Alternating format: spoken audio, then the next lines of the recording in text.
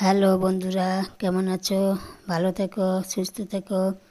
মাছ মাংস নয়, আমি আজকে একদম অন্যরকম একটা নিরামিষ রেসিপি বানিয়ে তোমাদের কাছে শেয়ার করব।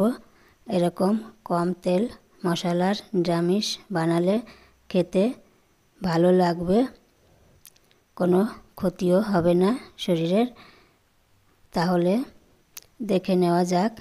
আমি গাজর, আলু, বেগুন, সজনে ডাঁটা, মিষ্টি আলু, কাঁচকলা এক পিস, মিষ্টি কুমড়ো একটা, টমেটো, এই সবজিগুলোকে আমি ধুয়ে নিয়েছি।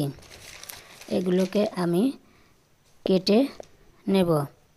কাঁচকলা আর বেগুনটাকে কেটে আমি জলের মধ্যে রেখেছিলাম যাতে কষটা বেরিয়ে যায়। আমি গ্যাসের উপর কড়াই চাপিয়ে দেব। কড়াই গরম হলে তেল দেব, সর্ষের তেল। তোমরা চাইলে সাদা তেলও দিতে পারো। আমি প্রথমে আলুগুলোকে আগে ভেজে তুলে নেব। ওই তেলে গাজর দিয়ে দেব আর মিষ্টি আলুকে দিয়ে ভেজে নেব। ভাজা হয়ে গেলে পাশে রেখে দেব। ডাঁটা দিয়ে নেড়ে নেব। দিয়ে দেব মিষ্টি কুমড়ো, কাঁচকলা দিয়ে ভালো করে একটু ভেজে তুলে নেব। ওই তেলে কিছু ডালের বড়িও ভেজে তুলে নেব।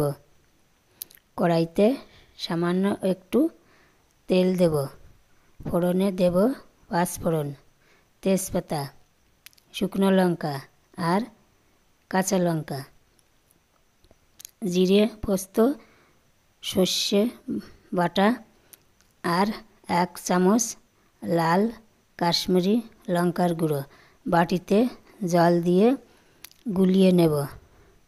তেলের পর দিয়ে দেব একটা টমেটো কুচি, বীজ ছাড়া দিয়ে দেব।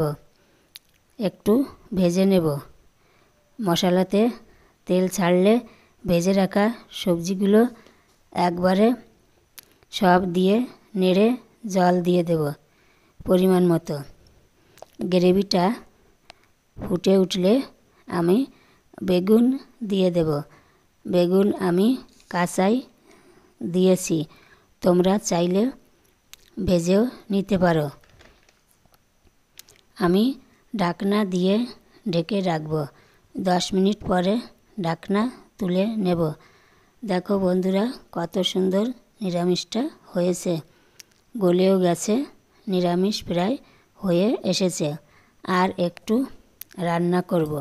শুকনো শুকনো হয়ে আসলে আমি সামান্য লবণ আর 1/2 চামচ মতো চিনি দিয়ে মিশিয়ে নেব। নিরামিষ রান্না হয়ে গেছে।